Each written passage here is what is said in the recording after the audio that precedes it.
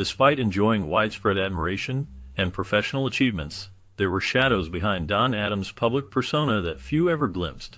Years after the laughter faded, Adams became candid about the toll his most recognizable role had taken on his personal and professional life. At the height of his success, he felt increasingly boxed in by one character, finding it difficult to escape the expectations that came with Maxwell Smart's fame. Scripts offered to him outside the familiar secret agent trope were rare, and producers often overlooked his range, doubting whether audiences would accept him in a new light. As the years moved on, Adams privately confessed that the relentless association with a single comedic persona limited his creative exploration.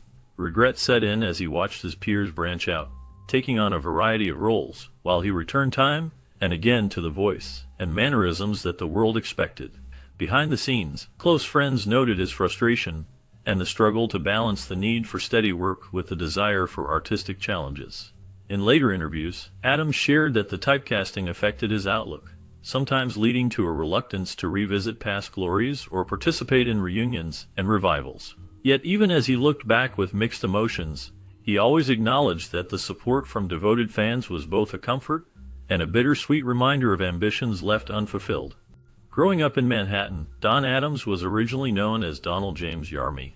His background combined Hungarian Jewish and Irish-American roots, giving him a unique sense of heritage in the heart of New York City. After dropping out of high school, he was just another young man seeking direction. Adams found his first job as a theater usher, immersed in the atmosphere of live performances and the excitement of stage life. Soon after, the world changed with the onset of World War II.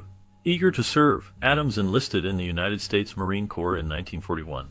During his time in service, he endured the challenges of warfare and was even hospitalized after contracting blackwater fever, a serious illness that tested his resilience and strength. Following his return from the war, Adams faced a world reshaped by conflict and new opportunities. He drifted into show business, gravitating toward comedy, perhaps influenced by his sharp wit and keen sense of observation. One pivotal moment in his early career was his dismissal from a strip club because he refused to perform risque routines, highlighting his desire to forge his own comedic path. Rather than following the expectations of those around him, Adams insisted on staying true to a style that reflected his own sensibilities. His determination and distinctive approach eventually caught the attention of television producers, opening the doors to wider success as he found his niche in the world of comedy television. After a memorable appearance on Arthur Godfrey's Talent Scouts in 1954, Don Adams quickly found himself on the path to becoming a notable figure in early television comedy. Not long after his breakthrough, he appeared often on The Steve Allen Show, a program known for highlighting rising comedic talents. His sharp wit and unique comedic timing made him stand out from the crowd, and audiences began to appreciate his distinctive voice and quick delivery. His growing popularity led to a more steady role as a regular on The Perry Como Show, where he performed from 1961 to 1963. These years were formative for Adams as he developed the comic style and characters that would later carry him to even greater fame. One of his most recognized roles before his most famous television character came about when he played Byron Glick on The Bill Dana Show. On this show, Adams brought the bumbling hotel detective Byron Glick to life, displaying a keen sense for physical comedy and verbal play that would characterize much of his later work. With each show, he sharpened his craft, impressing both viewers and industry professionals. These early roles set the stage for Adams to move into more prominent projects, showcasing the comic sensibility and timing that endeared him to the public in the following years. After the 1965 debut of Get Smart on NBC, Don Adams stepped into the role of Maxwell Smart, a secret agent who was often clueless but impossible not to like. His comedic timing shaped the character, turning bumbling mishaps into memorable moments that millions laughed about week after week. The success of the series was due in large part to Adams' dynamic with Barbara Feldon, who played Agent 99. Their on-screen relationship brought charm and warmth, making the show more than just slapstick comedy. With its clever scripts and running jokes, Get Smart quickly became a sensation. Phrases like, "Would you believe?" and "Missed it by that much" made their way into everyday conversation as fans repeated them, showing just how far the show's reach stretched. Adams was recognized for his contribution to television comedy when he received multiple Emmy Awards, celebrating both his performance and his skill in developing the show's unique blend of humor and satire. Besides acting, Adams took on greater creative responsibility by producing and directing some episodes, further shaping the witty, tongue-in-cheek world of Get Smart. His direction helped keep the tone sharp and playful, ensuring that each episode maintained the same energy that fans loved. Throughout its run, Get Smart remained a major influence on later comedy and spy spoofs, thanks especially to how Don Adams captured the spirit of Maxwell Smart with warmth and impeccable comic delivery, leaving an imprint on television history that endured well beyond the series' original broadcast. After the huge popularity of Get Smart, Don Adams found himself caught in the complicated trap of typecasting.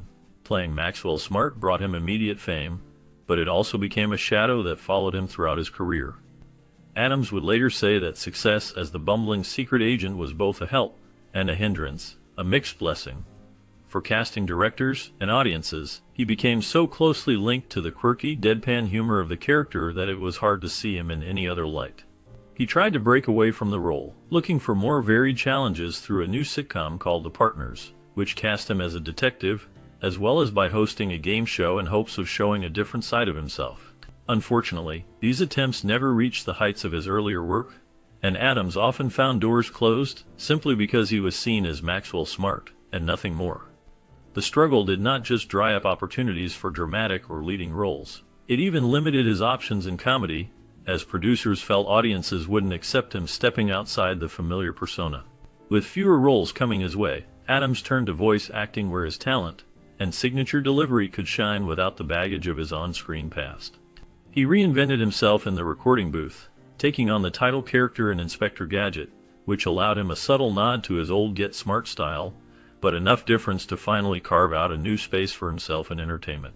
Even there, his wit and timing gave the cartoon character a charm and popularity all its own, showing Adams could thrive when given the chance to use his skills in a new way. Gradually, Adams moved past his most famous television role. Though typecasting followed him throughout his career, he accepted it with a sense of humor and continued work in entertainment. Shifting into voice work, Adams became known to a new generation as the unmistakable voice of Inspector Gadget, a role that let his sharp timing and signature delivery shine once more.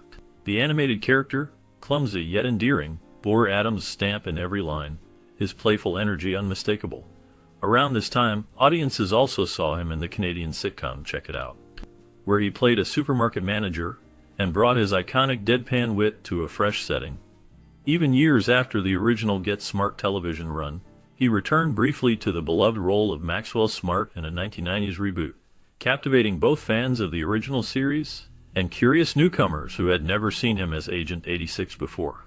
While some actors fade from view after such defining parts, Adams' influence on television comedy endured. His particular blend of dry humor, unique vocal style, and expertly timed delivery continued to inspire comedians and actors across generations, making him a lasting figure in the world of laughter and light entertainment. Over time, Adams found his perspective on fame shifting, shaped by both gratitude and quiet frustration. Even after Get Smart ended, the shadow of Maxwell Smart loomed large, coloring how casting directors, audiences, and Adams himself saw his potential. He tried to move forward with new projects and other voices, but casting agents rarely saw past the bumbling agent who had captured America's hearts. While he voiced memorable characters in cartoons and made guest appearances on television, those opportunities never carried the same weight, nor did they offer much room to reinvent himself. Friends close to Adams said he cherished the rare chances to act in different roles, even if the gigs were short-lived or went mostly unnoticed by the public. As years passed, he became more open about his regrets, quietly sharing how he wished for a career that allowed him to change, surprise, and evolve like so many of his contemporaries. Still, Adams kept returning to fan conventions and interviews, knowing the fans' affection could never replace the deeper feeling of being recognized as a complete performer. Instead, it became a bittersweet comfort, a reminder of how strongly audiences connected to Maxwell Smart, and, at the same time, how hard it was for him to break away. Through this journey, he balanced acceptance with lingering what-ifs, carrying both appreciation and the quiet ache of unrealized